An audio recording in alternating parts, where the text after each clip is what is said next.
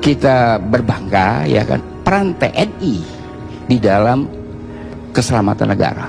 Saya harus akui excellent. Katanya PDIP partai rakyat, dan rakyat ngomong nggak boleh. Rakyat kan boleh ngomong, kok menteri pakai tato. Mereka secara diametral itu adalah musuh Islam. Jadi dalam kajian para ulama-ulama pejuang, komunisme adalah musuh Islam sepanjang sejarah. Tapi karena komunisme ini menggunakan pola yang sangat berwarna-warni, kadang-kadang komunisme itu tampil seperti ustadz. Kader komunis tampil seperti pendeta, tampil seperti polisi, tampil seperti tentara, tampil seperti wartawan, tampil seperti budayawan, tampil seperti macam-macam. Jangan suka bohong dan jangan suka membuat bicara tanpa data. Ada yuk kagak bener bilang saya ngaco. Jokowi berapa kali ketemu dengan PKC, yuk baca koran apa kagak? Orang-orang PKI sejak dulu selalu melakukan sesuatu, kalau bahasa saya yang dilahirkan di Jakarta itu ngegerecokin terus.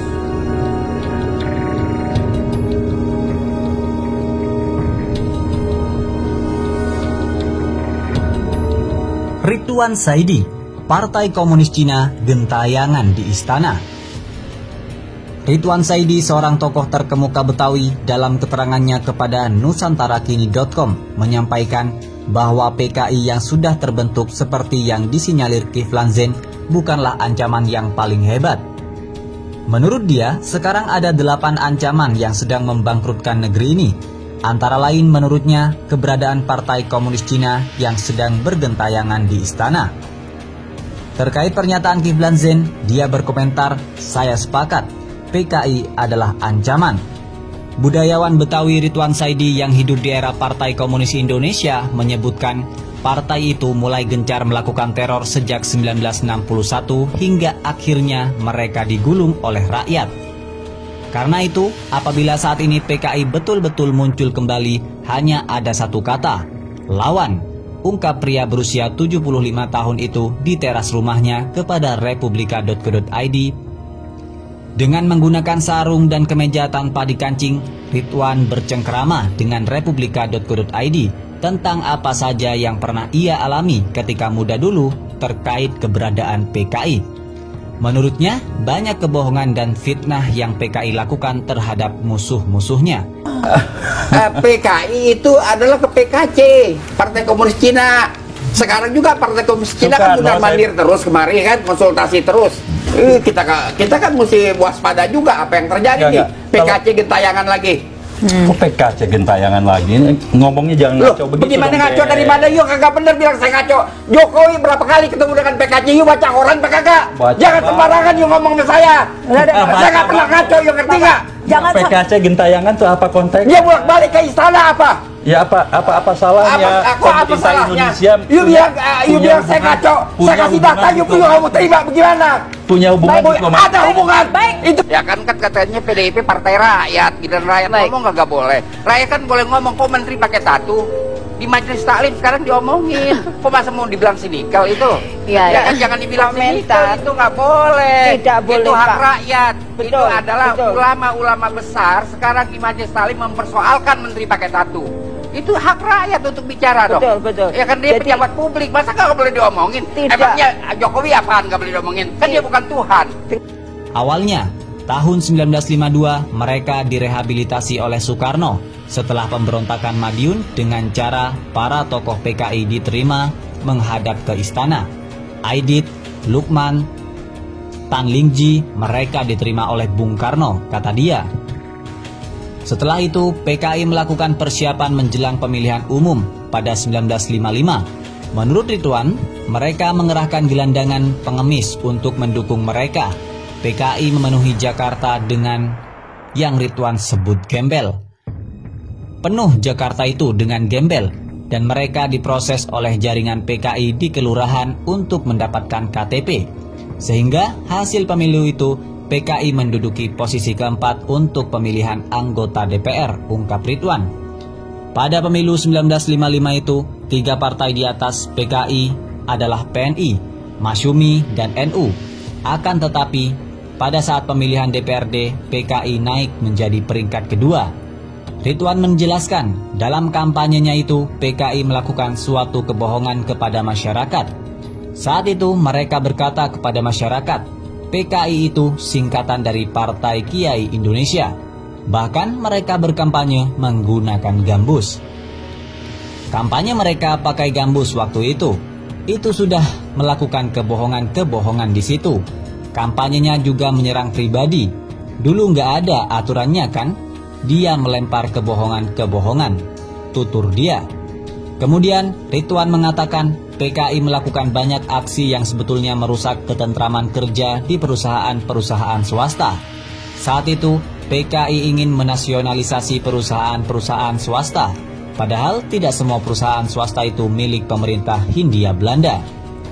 Kan ada aturan hukum untuk mengambil alih macam-macam perusahaan itu.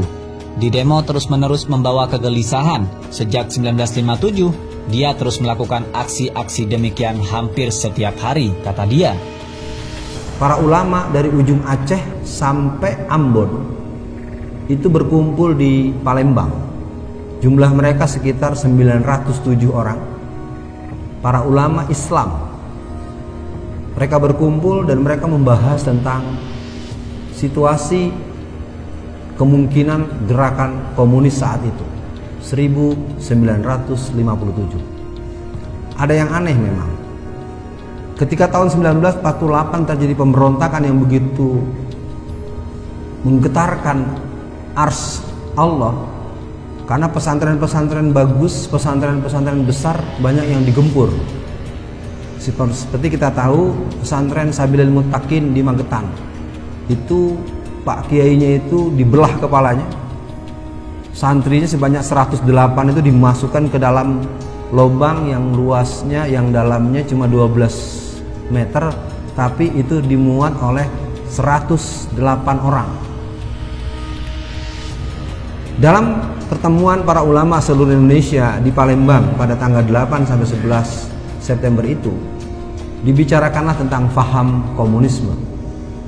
Komunisme itu adalah pandangan hidup yang menegasikan Allah. Nah, tadi kita sudah mendapatkan penjelasan dari Ustadz Muin. Jadi mereka secara diametral itu adalah musuh Islam. Jadi dalam kajian para ulama-ulama pejuang, komunisme adalah musuh Islam sepanjang sejarah. Tapi karena komunisme ini menggunakan pola yang sangat berwarna-warni, kadang-kadang komunisme itu tampil seperti ustadz, kader komunis tampil seperti pendeta, tampil seperti polisi, tampil seperti tentara, tampil seperti wartawan, tampil seperti budayawan, tampil seperti macam-macam.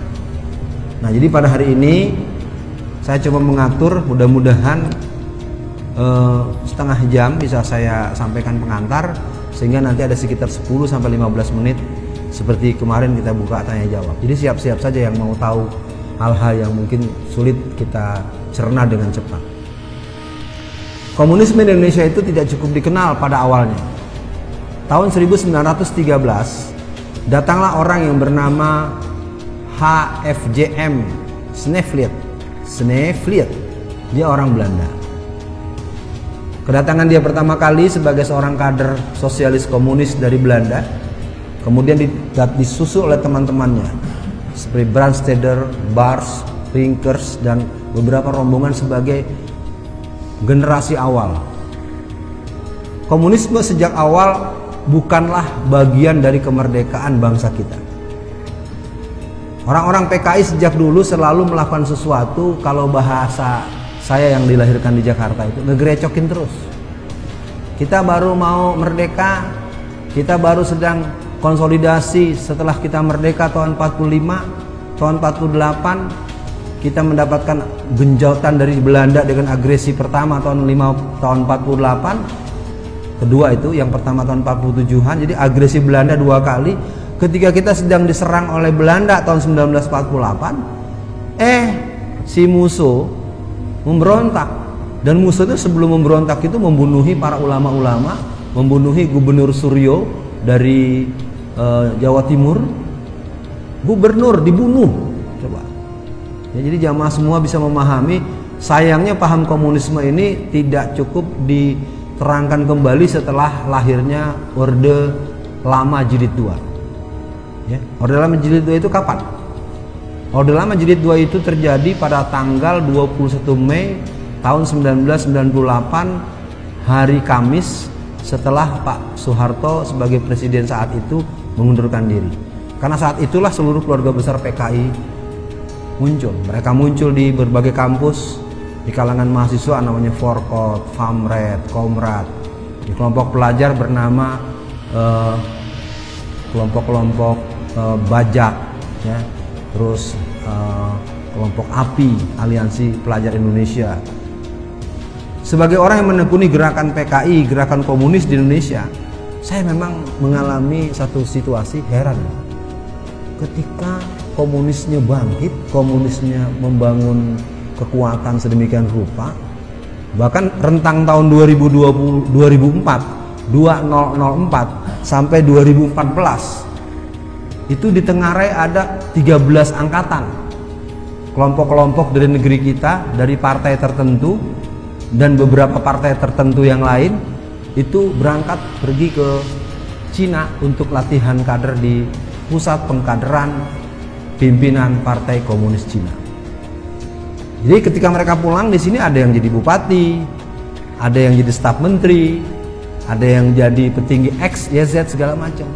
Bahkan kalau kita ikuti di berbagai instansi secara khusus mengirimkan calon-calon pemimpin mereka untuk dilakukan proses brainwashing, cuci otak di pusat-pusat pendidikan kader komunis di Beijing maupun di pusat-pusat pendidikan kader komunis di beberapa kota di Cina. Nah, jamaah yang berbahagia, sebetulnya kalau dalam teori penyakit saya sudah bilang sejak pertemuan pertama, ini mah tinggal nunggu penyembelihan tahap berikutnya. Sayangnya di negeri ini masyarakat itu percayanya kalau sudah kejadian. Itu susahnya. Apalagi saya yang kebetulan telanjur didapuk sebagai orang yang dianggap, diduga punya penguasaan yang agak cukup lah tentang soal komunisme PKI ini, malah masuk penjara. Kalau kita belajar ilmu penyakit, apabila ada sebuah penyakit di sebuah tempat, lalu ada dokter spesialis penyakit itu yang mestinya bisa memberikan identifikasi awal, yang mesti bisa mengadakan diagnosis, yang mesti bisa memberikan tindakan-tindakan pencegahan dini. Sekarang ada pandemi yang bernama, kalau sekarang kan namanya corona, atau seiring dengan corona yang dalam kajian kita kali ini, pandemi bangkitnya kembali Palu Arit. Dokter Palu Aritnya di penjara. Kalau sebuah penyakit sedang menyebar, dokter yang mengahlikan bidang tersebut di penjara atau diisolasi atau dijauhkan, kira-kira penyakitnya tambah menyebar atau tambah hilang? Nah, itu yang jadi persoalan. Satu sisi, saya kalau tidak mengilustrasikan seperti ini, masyarakat nggak paham. Ya bayangkan, ketika saya ditahan tanggal 30 Mei 2017, kalau tidak ada penjelasan dari kawan-kawan yang utuh pemahaman duduk persoalan saya, Ustadz Alfian ditangkap, di penjara. Kan dalam pandangan masyarakat kan kalau orang ditangkap di penjara kan penjahat ya, jahat, maling, korupsi. Sekarang malah korupsinya dapat lindungan undang-undang. Undang-undang yang baru disahkan kan ada pasal yang mengatakan uang sejumlah 405 triliun apabila uang tersebut dipakai dan tidak bisa dipertanggungjawabkan, maka para pemakai yang tidak bertanggung jawab itu tidak bisa diapa-apakan. Itulah Indonesia. Hebat ya?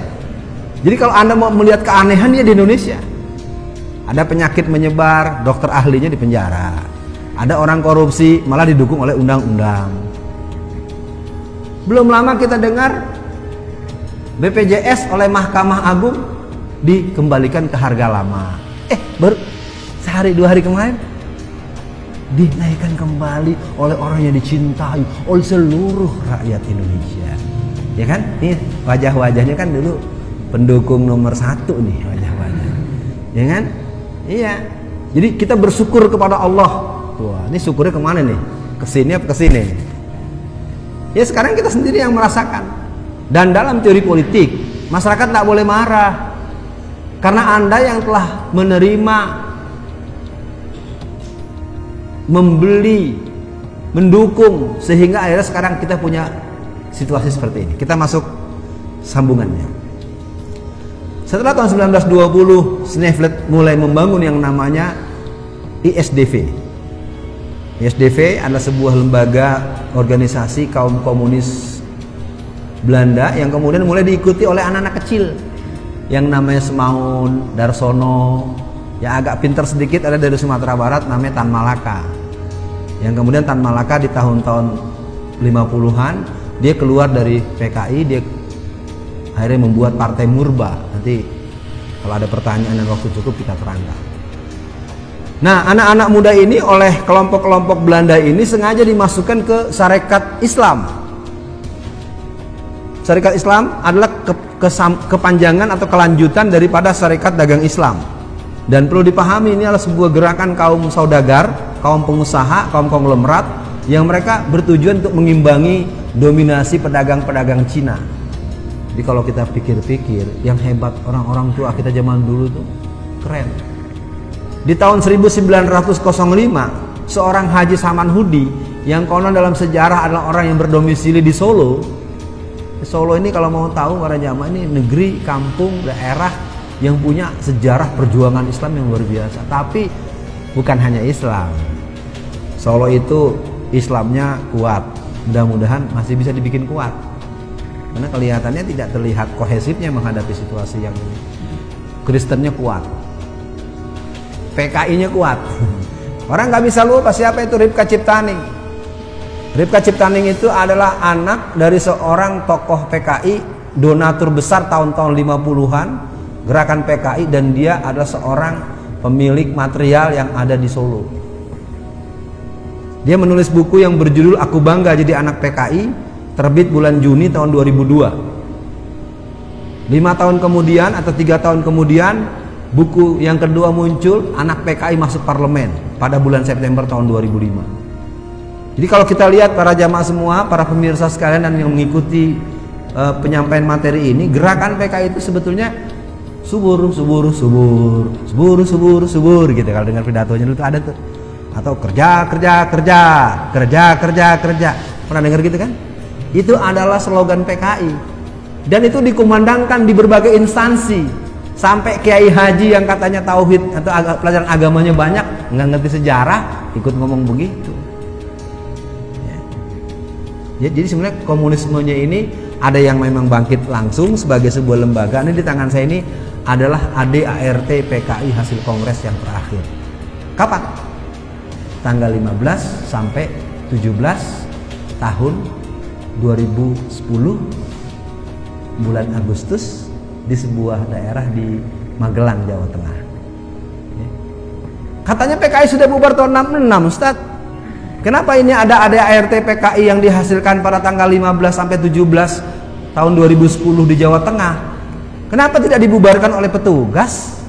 Padahal masih melanggar undang-undang. Undang-undang yang dilanggar adalah jelas Undang-Undang Nomor 27 tahun 1999 pasal 107 ayat A sampai F yang mengatakan bahwa barang siapa orang yang dengan terang-terangan menyebarkan paham komunisme, leninisme, marxisme, maoisme diancam kurungan penjara setinggi-tingginya 20 tahun. Orang yang berkongres PKI ke-10, orang yang mengatakan aku bangga anak PKI nggak pernah ditangkap, tapi pakar PKI masuk penjara. Aneh tidak? Pada 1960, Undang-Undang Agraria dikeluarkan oleh Presiden Republik Indonesia. Menurut Ridwan, undang-undang itu merupakan undang-undang yang bagus. Tapi dia bingung karena PKI justru menolaknya. Mereka lebih memilih mematok tanah secara sepihak. Salah satu peristiwa yang ia ingat adalah peristiwa Bandar Betsi. Peristiwa itu terjadi tahun 1965. Kala itu, menurut Ridwan, terbunuh seorang TNI, Peltu Sujono, karena mencegah usaha PKI merampas tanah di Bandar Betsi. Anehnya, mereka tidak mendukung. Dia lebih mau aksi sepihak duduki tanah di mana-mana sampai terjadi bentrokan fisik dan ada korbanlah, seperti Bandar Betsi di Sumatera Utara. Itu yang mengherankan saya. Kok dia nggak mau undang-undang agraria, ungkap dia. Ridwan mengaku, pada masa itu bisa dibilang mahasiswa yang sedang berada di kampus untuk kuliah merasa tidak nyaman. Itu karena saat itu harus berhadapan terus-menerus dengan PKI, terutama para anggota Himpunan Mahasiswa Islam. Dia menuntut pembubaran HMI kan, dengan aksi yang terus-menerus hampir setiap hari. Kan mereka pengangguran, siap aksi, kata dia. Saat itu, Ridwan tergabung ke dalam HMI. Ia juga menceritakan ketidakadilan PKI melalui kelompok-kelompoknya terhadap organisasinya itu. Seperti menahan undangan acara kenegaraan yang seharusnya juga diikuti oleh pihaknya saat itu. Kita mengalami bagaimana mereka menguasai Front Pemuda. Itu kan federasi dari seluruh ormas pemuda. Kita selalu nggak dapat undangan kalau ada acara kemerdekaan, Sumpah Pemuda dan lainnya itu, tutur dia. Saat itu, HMI merupakan anggota dari Front Pemuda. Namun Front Pemuda itu, kata dia, dikuasai oleh Pemuda Rakyat. Pemuda Rakyat merupakan kelompok sayap milik PKI. Menurut Ridwan, pernah ada kegiatan rapat raksasa merebut Irian Barat. Ketika itu pihaknya tidak mendapatkan undangan untuk kegiatan itu. Ia menyebutkan hal itu dilakukan agar HMI dipandang sebagai organisasi yang kontra revolusi. Kan dulu tuduhannya itu HMI kontra revolusi. Lihat aja tuh rapat raksasa merebut Irian Barat, kagak ngikut. Padahal mah nggak diundang, tutur dia. Meski demikian, Ridwan dan beberapa kawannya tetap datang dengan cara menyelusup ke dalam acara-acara itu. Seperti contohnya saat diadakan acara pidato Bung Karno yang diselenggarakan oleh Front Nasional.